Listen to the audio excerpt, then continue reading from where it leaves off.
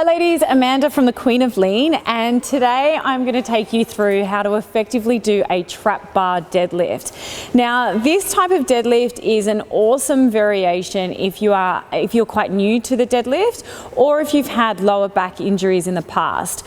Because of where the weight is distributed, there's less load that goes through your lower back, and because it has handles at the side of the trap bar, it makes it easier in terms of positioning and being able to activate for the deadlift. So we love this as a beginner variation, but it's great for hitting the glutes and really working through your legs and your whole body. So I've got Cara here, our coach, who's going to demonstrate for us. So basically when you come into the trap bar, you want to stand with your feet around hip width apart with your toes slightly turned out. So you could go in just a little bit closer. That's it. So then what Cara's going to do is create tension or create tightness by lifting up through her toes. So just lifting her toes off the ground, that's a little trick that I've learned so that it helps you to target more through your glutes and to really sit back into your heels rather than rocking forward. She's going to come down and grab the trap bar. She grabs it at the halfway point of the handles, and then you want to make sure that your hands are lined up at your midfoot, so around where your shoelaces are. What she's going to do is a pull back motion. So she's going to pull back on the trap bar and sit down.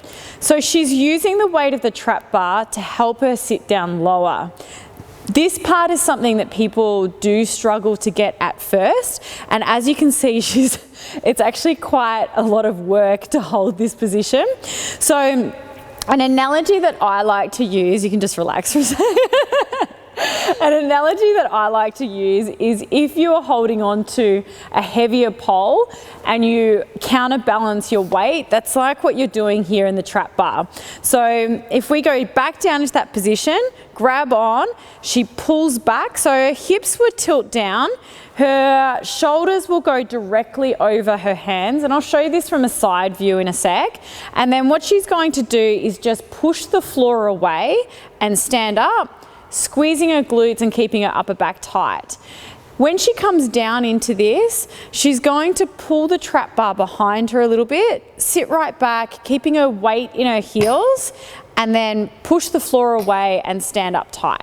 Beautiful. So if we come down out of the trap bar, and then we're going to turn this into a side view, just so that makes more sense. So we'll spin this around, and if you want to jump in. All right, so the pulling back motion might make more sense from this angle. So she grabs on at that halfway point. You can see as she pulls on the trap bar, she's sitting down into it. Now, she doesn't want to squat it. I'm still looking for, if I had a marble and I ran it down her quad, that it would fall off the front of her knee. So if you went into too much of a squat position, don't fall backwards though. Yeah, so that's probably going just a little bit too low. She wants her hips up a tiny bit higher. So the other reference line that you're looking for is that her shoulder ends up over her hand. So if you want to rock back and sit back, that's good. And then as she pushes the floor away, the trap bar comes straight up. Then she's going to pull it behind her a little bit, keeping her upper back nice and tight. Good. And then let's do one more rep and push up. Beautiful, and then come down. So if these reference lines were a little bit off and she didn't have the trap bar lined up correctly, what would happen is on your first rep, you would see it swing a little bit. So do you want to give that example? Let's see if we can make it swing. So if her shoulders are forward and she hasn't done the pull back, but then she stands up, you can see how the line's not as straight. So you just want to make sure that hand, shoulder, and shoelace are straight, and it's a nice line where you're lifting up and down.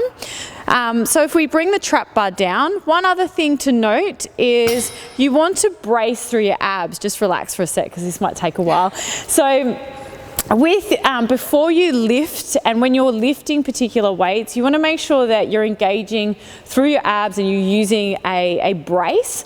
So if you think about core activation as drawing up through your pelvic floor and drawing your belly button in, and then you want to push out through your abs. So I've used the analogy of if you're going to push something really heavy, you would push your abs out, or if you had a belt on, you would push your abs into that belt.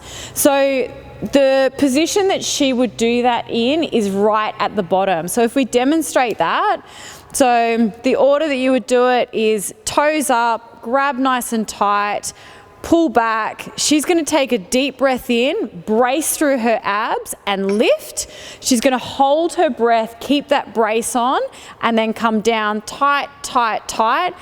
If she needs to, she would rebreathe here and re-brace, and then go up.